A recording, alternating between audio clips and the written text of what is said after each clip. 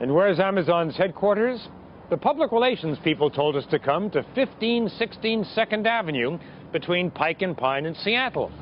We didn't see anything that looked vaguely cutting edge. No corporate drives or office towers. Just a heroin needle exchange and an old building called Columbia. And there it was, the logo known to every web shopper in the world. Upstairs, it doesn't look very high-tech either. More like a college dorm than a corporate headquarters. Now, I've heard a lot about your desk. It's a door with 4x4s. Come on. What? I mean, you can afford a better desk than that. It's a symbol of spending money on things that matter to customers and not spending money on things that don't. According to my calculations, you yourself are worth somewhere in the vicinity of $9 or $10 billion today.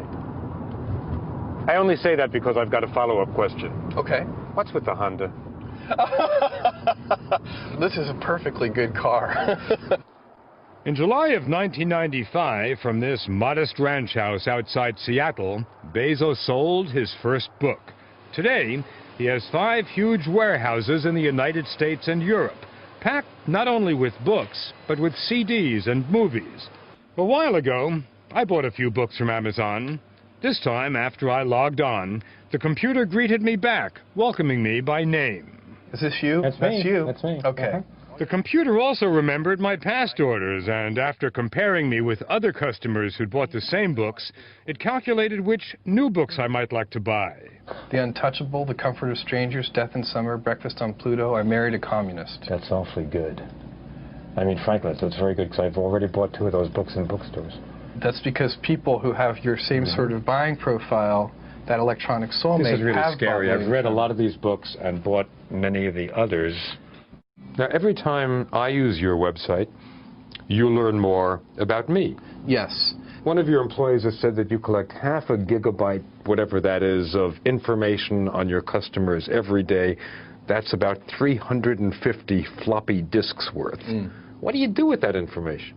That's the data that allows us to predict or try to predict what, what books and videos and music that you would like, that you haven't discovered yet. When Bezos left that Wall Street job in 1994, he followed that old American edict, go west, young man.